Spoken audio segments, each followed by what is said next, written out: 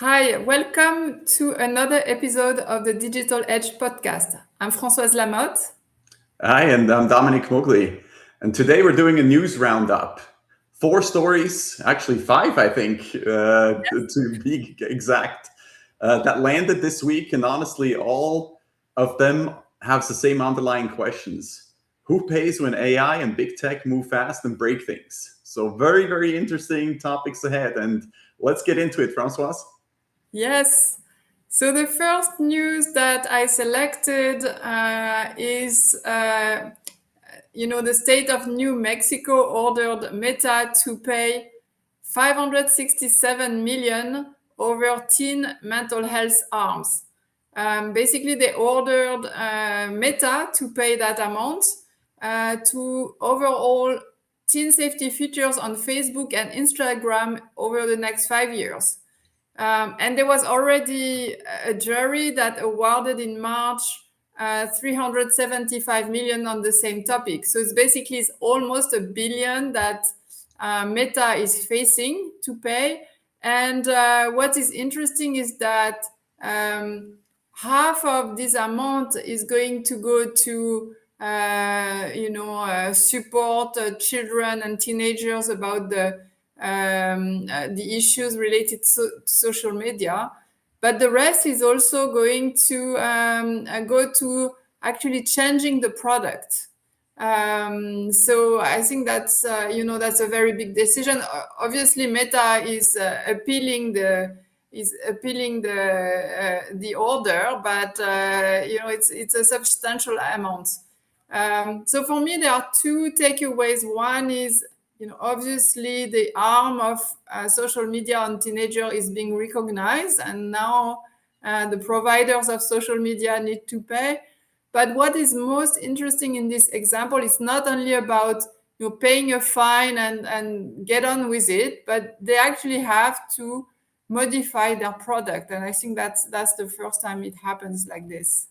What is your view on this, Dominique? Yeah, I think it's interesting, actually fascinating, right? I've been long a proponent of using technology for good, right? And when I see things like this, right, it's unfortunate, right, that technology does not always get used for good, right? And then there's harm, especially for children in this case. And I think it's also interesting that the Attorney General called this case as a blueprint for other states as well. So one could expect that this will continue on, right? That this may not be the end of it, but is this really a big impact for a large company like Meta with a very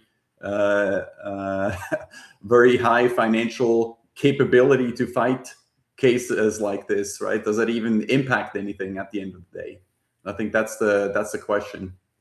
Yeah, I think money-wise, it might just be a rounding error, but being forced to change the product itself when we know that it's really targeting teens, I think that's the big challenge for Meta. Yeah, I think so. So let's move to topic number 2. So this concern is called Project Panama. Basically, Anthropic is said to buy and destroy books to train AI. There is a court that revealed that Anthropic has been running an internal program since 2024, and basically they hired actually a guy called Tom Gervais, who previously ran Google Books. And basically, they are buying physical books in bulk. They are cutting the bindings and feeding those books into a cutting machine. They are scanning every page, and they are basically swallowing all the content to feed AI. For me, who is a book lover, and I'm still reading paper books, I feel really sad for those books. But the other point about this topic was that actually they got into legal trouble because apparently they were also downloading books from pirate libraries. And they got a fine of 1.5 billion because of this illegal downloading of copyright books. For me, I mean, I think this is a bit scary to see that all our historical books have been swallowed by AI, and always the question about copyrights and who owns what. That I think that makes me feel a bit uncomfortable. What about you, Camille? Yeah, I think it's fascinating, right? In the digital age, that somebody's still resorting to physical books and unfortunately destroying them in the process. But this sounds like this was all legal and sanctioned and good to go, right? Despite the odd optics, if you will. Yeah, I mean, if they buy legal books, yes. The fact that they download pirated books is another matter. Mm-hmm. But as you said, this is maybe the course of history. I'm just thinking, are we going to be able to get those books back in electronic format from Claude or Anthropic, or is just going to be mixed with the rest of the content in a form that will never resurface? I don't know. Yeah, I think there's long been a big hunger for AI companies to train their models, right, with as much content as possible, right? There's been synthetic approaches for generating content and refeeding that back into models to hopefully have them behave in a desired fashion, right? And so now they're taking the real deal from physical books nonetheless, and probably using that to train and make the output better than it has been. So yeah, and a very interesting tech news piece. Yes. So topic number 3 concerns China. And actually this is about, I mean, I'm saying China, but it's really in one of the province of China, in Hangzhou. So we can't say this is a general rule, but basically an employee that was fired because the employer said that AI was taking his role and he was no longer needed.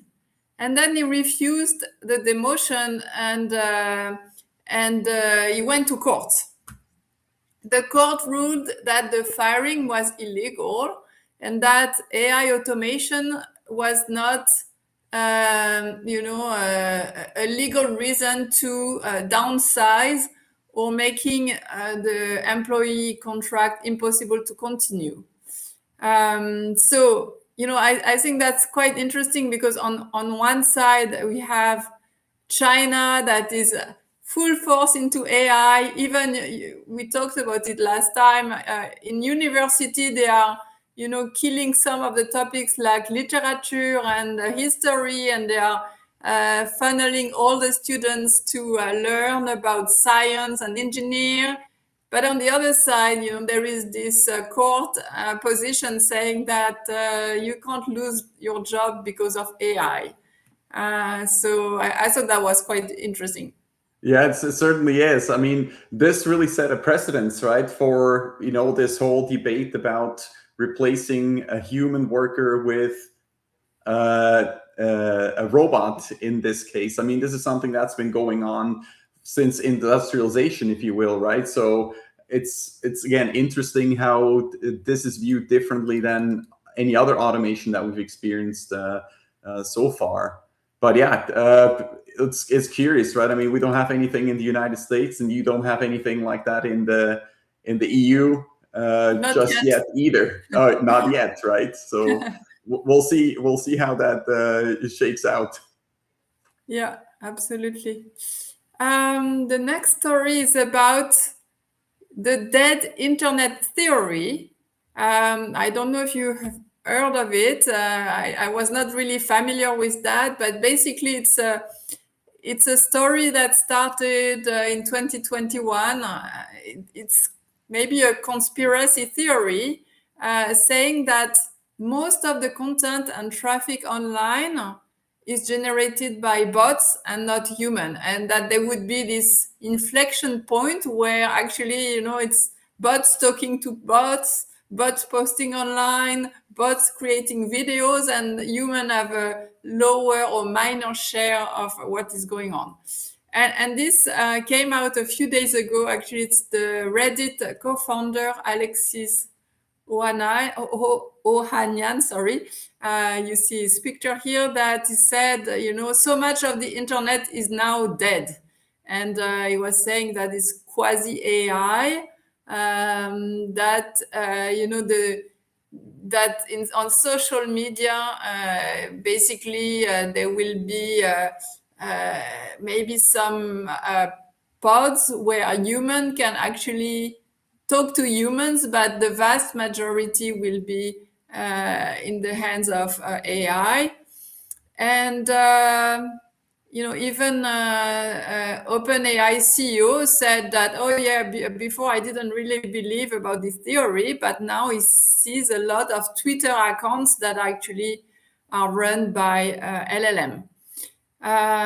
So, I mean, we see a lot of data that shows that, bots accounted for more than half of internet traffic in 2024. So maybe this is not so much conspiracy anymore, and it's becoming reality. For me, this is a bit of a scary news. What about you, Dominic? Had you heard of that? And what do you think?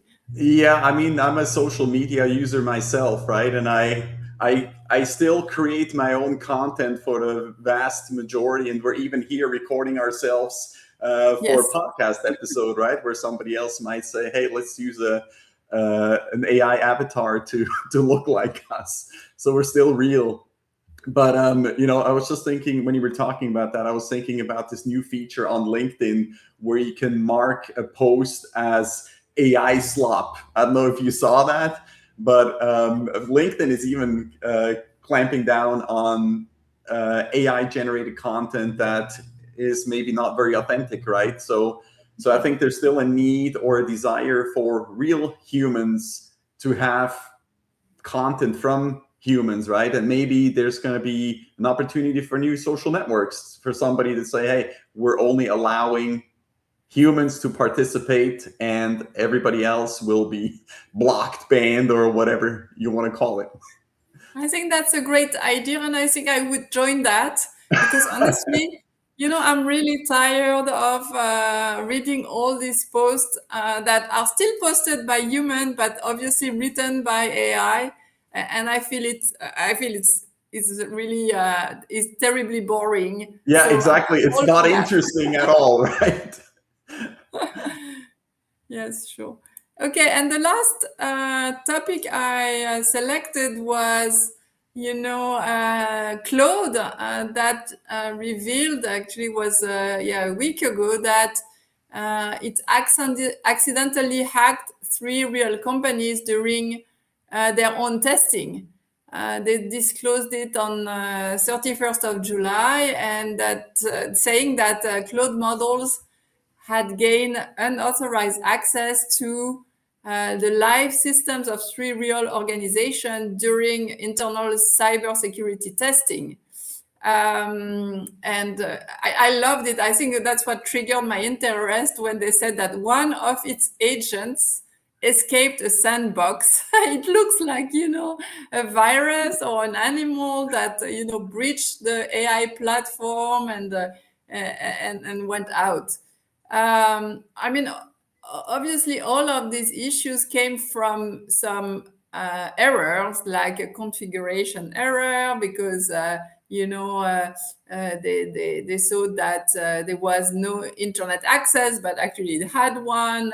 But what we saw also is that it's not one model; it's 3 models that actually went out. So we see the power of these models. As soon as you grant them some access, they rush for it. There is no consciousness. There is no limitation. There is no self control. It's really going very fast out.